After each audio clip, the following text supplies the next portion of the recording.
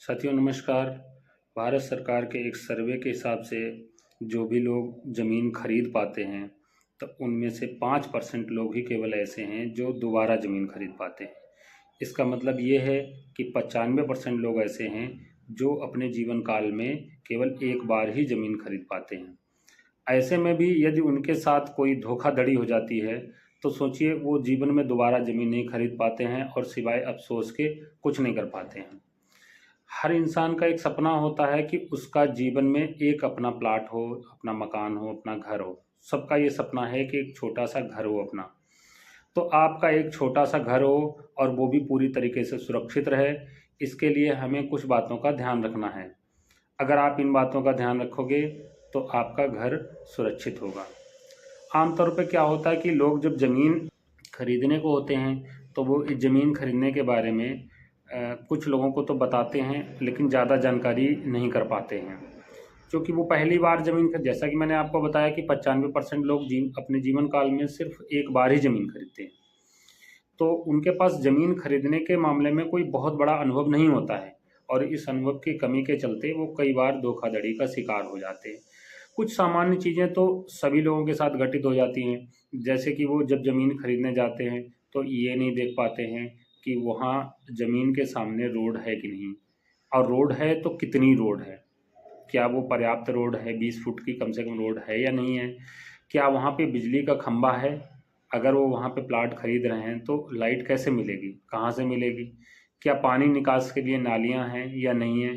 ये सामान्य चीज़ें तो कई बार लोग देख लेते हैं लेकिन जल्दबाजी में कई बार इनको भी इग्नोर कर देते हैं। इसके अलावा कुछ चीज़ें हैं जो जो सभी को ध्यान रखनी चाहिए। तो एक है प्लाट की रजिस्ट्री। सबसे पहले जब आपने ये डिसाइड कर लिया है कि आपको कौन सा प्लाट या ज़मीन खरीदनी है तो आपको सबसे पहले उस प्लाट की रजिस्ट्री मांग लेनी चाहिए। जो विक्रेता है उससे उस प्लाट की रजिस्ट्री की फ़ोटोकॉपी मांगनी चाहिए और उसमें आपको ध्यान देना चाहिए कि जो प्लाट का विक्रेता है क्या वो उस प्लाट का असली मालिक है कि नहीं है, और मालिक है तो क्या उसमें कोई सह खातेदार यानी जॉइंट ओनर तो नहीं है। तो जॉइंट ओनर से भी बात करनी पड़ेगी और उसमें ये भी देखना पड़ता है कि क्या ये प्लाट फर्स्ट टाइम बिक रहा है या पहले भी बिक चुका है। अगर पहले बिक चुका है तो किसका था, किसने ख़रीदा था, तो वो सारी जो है चेन ऑफ रजिस्ट्री आपको उससे मांगनी चाहिए, यानी पिछली जो वर्तमान रजिस्ट्री है और साथ पुरानी रजिस्ट्री भी उससे विक्रेता से मांगनी चाहिए। और साथ ही ये ध्यान देने की बात है जो विक्रेता है क्या वो अथराइज है इस प्लाट को बेचने के लिए, और साथ ही साथ ये भी ध्यान देना है कि क्या आप अथराइज हैं इस ज़मीन को लेने के लिए या नहीं है। फॉर एग्ज़ाम्पल कुछ लोगों की ज़मीन है वो सामान्य परिवार के लोग नहीं ले सकते, तो इस पर भी थोड़ा ध्यान देना पड़ेगा। इसके अलावा ज़मीन का खसरा खतौनी नंबर आपको चेक करना चाहिए।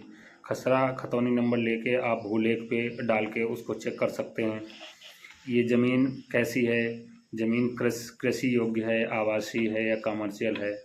अगर आप घर बनवाने के लिए ले रहे हैं तो आपको हमेशा ध्यान देना चाहिए कि आपको आवासीय ज़मीन ही लेनी चाहिए, क्योंकि कृषि वाली ज़मीन पे आप मकान बनवाने के लिए अथराइज नहीं होते।